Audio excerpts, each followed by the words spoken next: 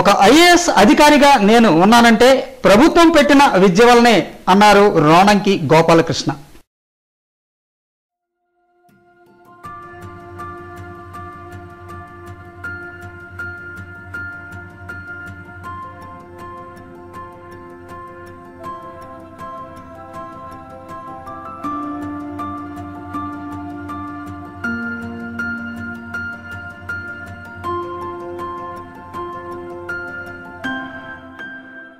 నేడు మందస మండలం జిఆర్పురం కస్తూరిబా గాంధీ బాలిక విద్యాలయంలో Kranti Jyothi charitable trust founder U Hariprasad, convener Ronanki Venkataramana రాబోయే పరీక్షలకు ఉపయోగపడే ప్లాంక్స్, స్కేల్స్ ను ఉచితంగా పంపిణీ చేసే కార్యక్రమంలో పాల్గొన్నారు.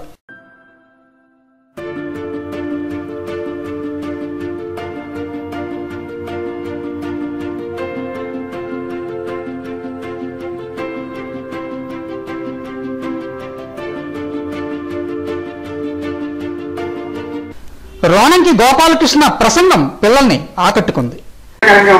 నాకు ఇంక టైం ఉంటే మరొక 2-3 గంటలు ఇక్కడ గడుపుతాననే ఆలోచన నాకు ఉంది. అంత ఆహ్లాదకరమైన వాతావరణంలో మీరు చక్కగా పూర్వం రాజులు వాళ్ళు పిల్లల్ని అరణ్యవాసం పంపించేవాళ్ళు విద్య కోసం. అట్లాగా మీ తల్లిదండ్రులు ఇక్కడ పంపించి వీళ్ళకి ఇక్కడ పెట్టినట్టు నాకు అనిపిస్తుంది. ఇంత దీంట్లో మీరు చాలా ఆహ్లాదంగా విద్య నేర్చుకుంటున్నారు. అటువంటి లక్ష్యాన్ని మీరు పెట్టుకోండి.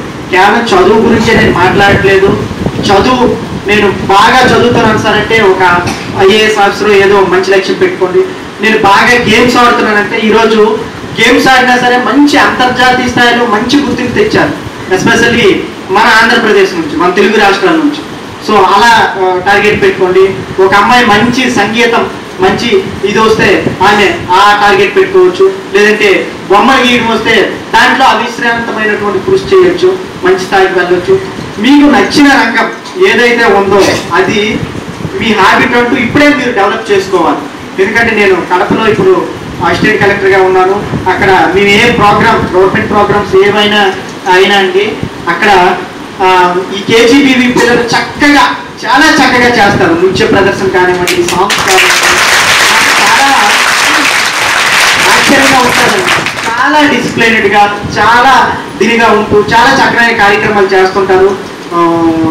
చాలా ఆనందదాయకం.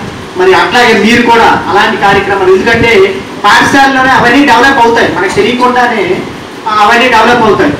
ప్రతిది కూడా మాట్లాడాలన్నా, ఒక పాట పాడాలన్నా, ఒక ఏది చేయాలన్నా అదొక ఆర్ట్ అని దాన్ని డెవలప్ చేసుకోవాలి. సో మనకి మనిషి అనేవాడు గ్రాడ్యువల్గా డెవలప్ అవుతాడు. మన చిన్నప్పుడు కొంచెం మనకేం తెలియదు, చాలా విషయాలు తెలియదు. రాను రాను మనల్ని మనం మాడిఫై చేసుకుంటూ అలా ఒక్కో మెట్టు ఎక్కుతూ మనం ఒక ఉన్నతమైనటువంటి వ్యక్తిగా మార్పు చెందుతాం ఈ సమాజంలో. మరి నేను కూడా మీలాగే విద్యాదశ నుంచి అలా కొన్ని అవలక్షణాలు, కొన్ని ఇవి ఉంటే వాటిని వదులుకుంటూ, చెడు అలవాట్లు వదులుకుంటూ నేను కూడా ఒక మంచి ఉన్నతమైన వ్యక్తి కోసం మారడానికి ప్రయత్నం చేస్తూ ఈరోజు ఈ స్థాయికి వచ్చాను. ఇంకా మారాలని అనుకుంటున్నాను. కాబట్టి అలాగా మీరు కూడా మిమ్మల్ని మీరు అలా మౌల్డ్ చేసుకోవాలి, విశాలమైన దృక్పథాన్ని అలవర్చుకోవాలి, మంచి ఆలోచన దృక్పథం ఉండాలి. తర్వాత కాలాన్ని చాలా సద్వినియోగం, ఇప్పుడే మధుమేషారు చెప్పారు, మన అనంతరావు గారు చెప్పారు, కాలం చాలా విలువైనది. కాలం కర్పూరం లాంటిది. కర్పూరం బిల్ల, ఆర్త కర్పూరం బిల్ల తెలుసు కదా. కాలం కర్పూరం లాంటిది, వెలిగిస్తే వెలుగుతుంది, వదిలేస్తే కరిగిపోతుంది. గాల్లో పెట్టి అలా వదిలేశారనుకోండి అలా కరిగిపోతుంది. కాబట్టి ఆ కాలాన్ని చాలా జాగ్రత్తగా వినియోగించుకోండి.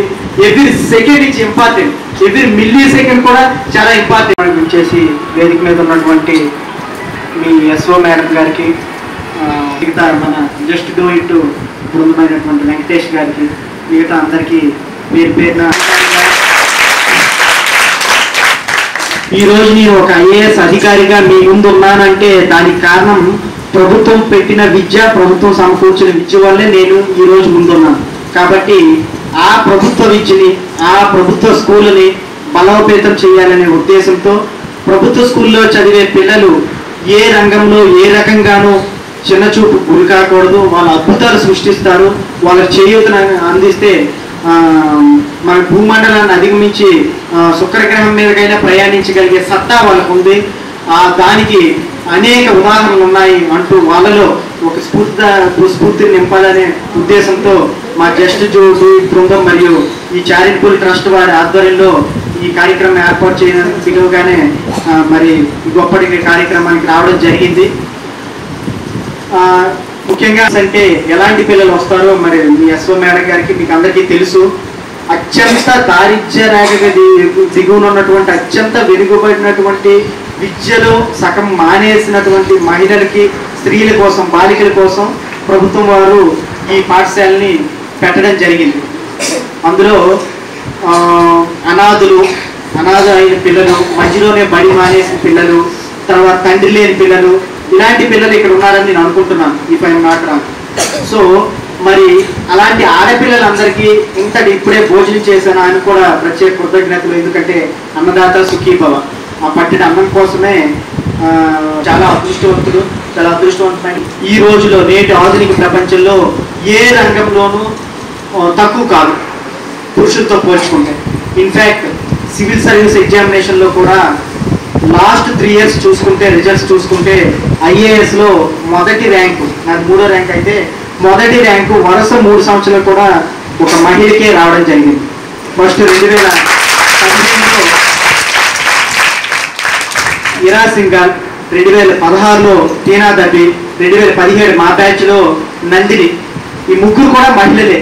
అంటే పురుషుల కంటే మహిళలే అన్నింటిలో ముందున్నారు అనడానికి నిలువెత్తు నిదర్శనం. మరి ఈరోజు అంతరిక్షంకి వెళ్తున్నారు, సైంటిస్టులు అవుతున్నారు, డాక్టర్లు అవుతున్నారు, మిగతా ఏ పాయింట్ తీసుకోండి మహిళలే ముందున్నారు. ఆ మహిళలు ముందుండాలి అంటే మొట్టమొదటి మెట్టు ఏంటంటే, ఆయుధం ఏంటంటే విద్య. కార్యక్రమంలో convener Venkataramana, just do it సభ్యులు Venkatesh, Visakharao, Palasa ZP high school head master Anantakumar, school సిబ్బంది పాల్గొన్నారు.